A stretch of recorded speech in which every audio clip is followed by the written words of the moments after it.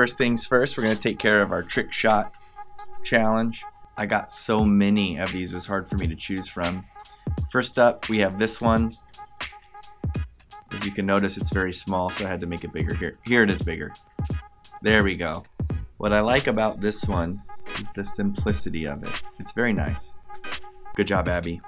Next up, we have our runner-up. Now, the perk of this one is the blooper reel.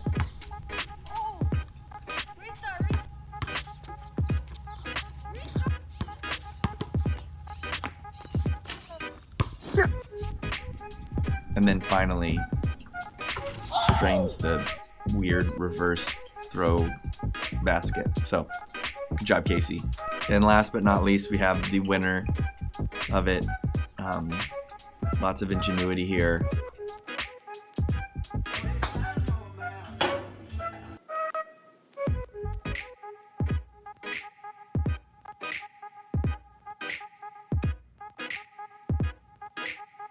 Whoa! Let's go, baby!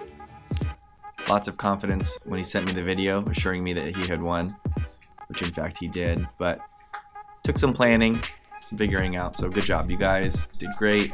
You guys got second place, behind my kids, obviously, because my kids are awesome, but you guys did really, really good, so congratulations.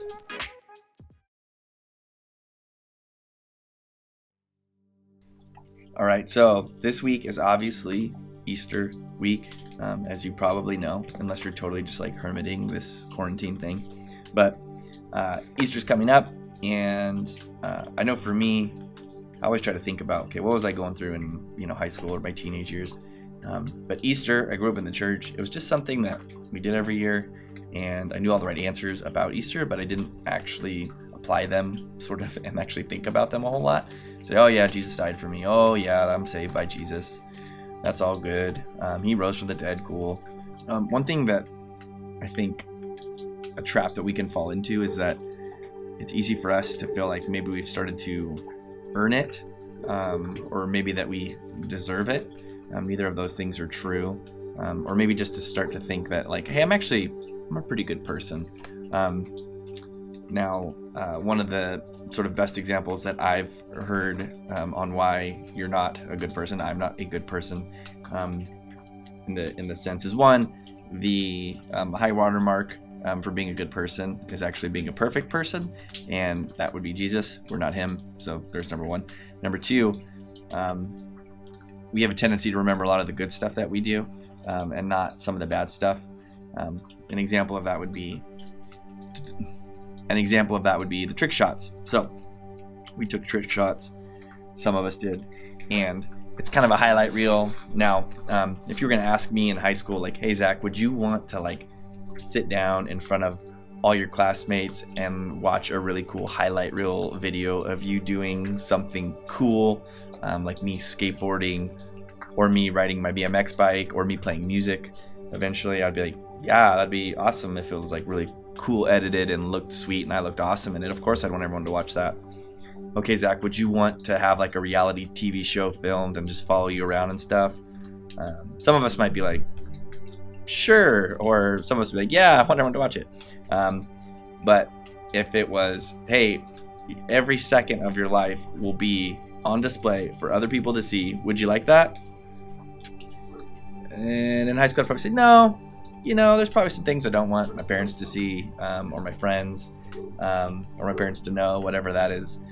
You take that one step further. Not only does God know every single thing that we've ever done or gonna do, he also sees inside our minds. So if I could get a video of my thoughts, how I think about people, things that I want to say, that video starts to get pretty gnarly pretty quick, and at that point I would maybe say, well, I'm not as good of a person as maybe I initially thought. So that's a question we have to ask ourselves is, we might think of ourselves as being good, but apart from Jesus, we're not.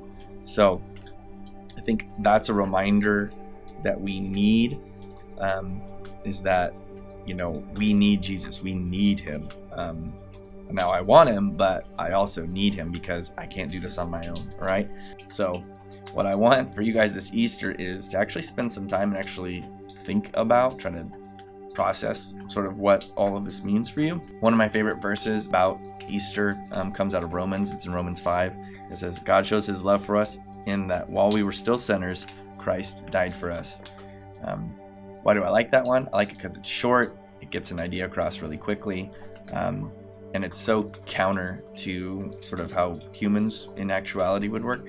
So while I was still in rebellion to God, while I was still against him, he died for me. And for you guys, it's like Jesus died for you now, back then, but that was before, obviously, you became a Christian. That was before you turned your life over to him. That's when you were still a sinner and you were still sinning and you were still not listening to him.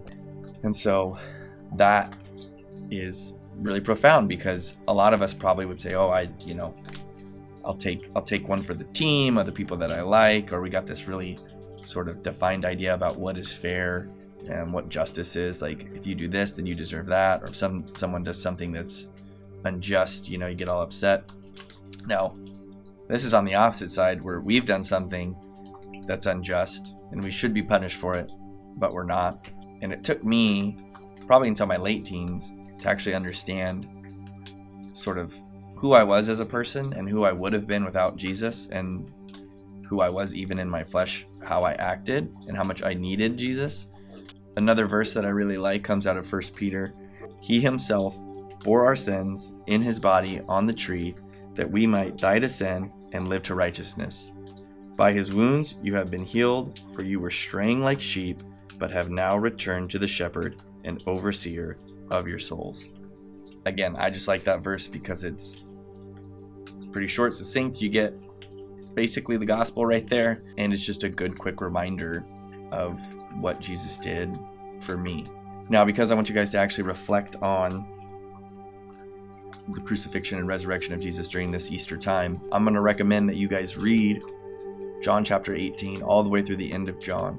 And that's going to give you sort of leading up to the crucifixion, then the crucifixion, and then the resurrection of Jesus. And I think it's important to actually read through that stuff, even though it's pretty heavy. But if you call yourself a Christian, you should know what exactly Jesus went through for you. You should know that story. You should understand that story. And for me, the better I understand it, the more I know about it, the harder it is for me to sort of be callous towards the gospel, because actually reading through it and trying to say, okay, what does this really mean? What does this really look like? Gives me a better understanding of what Jesus had to go through to save me, a sinner, and to give me righteousness. It took a lot. So I would encourage you guys to read that. Now, I know this is more of a short lesson, and that's because I actually want you to read that, John 18 through 21, and spend some time praying, spend some time thinking. If you are a Christian and you read this, know that that was for you, and just think about sort of the implications of like what your sin, what it took to cleanse you of your sin. It's pretty crazy. Now, if you're not a Christian and you're reading through that, realize that Jesus did that for you still. Okay? Now, if you're not a Christian, realize that Jesus still did that for you because he wants a relationship with you. And because of your sin or your rebellion towards God, he can't have a relationship. And this is what was necessary in order for him to have a relationship with you. So read through it, pray about it, think about it, process through it. And hopefully on the other side of it, you'll have a little better understanding of sort of what Easter is about. Just taking the time to really get into it. I'm hoping that we can meet soon. Sorry about no cookies this week. It's been a crazy week. It is Easter. Hopefully we'll get back on that next week. I hope to see you guys soon and that you are doing well. If you need anything, you can still call or text. And that's all that I have for you guys this week. But remember, read the Bible. John 18, 21. Do it. Okay, bye.